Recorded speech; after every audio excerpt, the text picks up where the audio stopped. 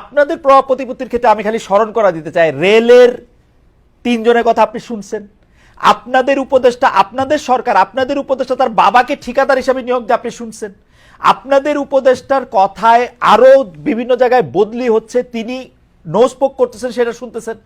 আপনাদের যারা মুখ্য সমন্বয়ক আছেন, আপনি সহ যারা আছেন, তাদের অনেকের আলাদিনের চেরাগ পেয়েছেন, আপনি দেখতে পাচ্ছেন। কেউ গাড়ি পাচ্ছেন, কেউ বাড়ি পাচ্ছেন, কেউ অফিস পাচ্ছেন, কেউ ফোন করছেন, কেউ ব্যবসা করছেন। জিজ্ঞেস করলে বলছেন যে 1000 খালেদ মহিউদ্দিনের মতো লোক আছে যারা আমাদেরকে গাড়ি দেয়। জিজ্ঞেস করলে বলতেছেন আমার জমিদারি আছে। How do you deal with it? আপনি আমারে বলেন, আসিফ মামুন, আপনি সরকারে না থাকলে আসিফ মামুন সজীব ভুঁইয়ার বাবা আজকে ঠিকাদারের লাইসেন্স পেয়েছেন, একটা পত্রিকায় এসছে, এটা যদি সাংবাদিক না দেখাই দিত উনি বাদ দিতেন তাকে?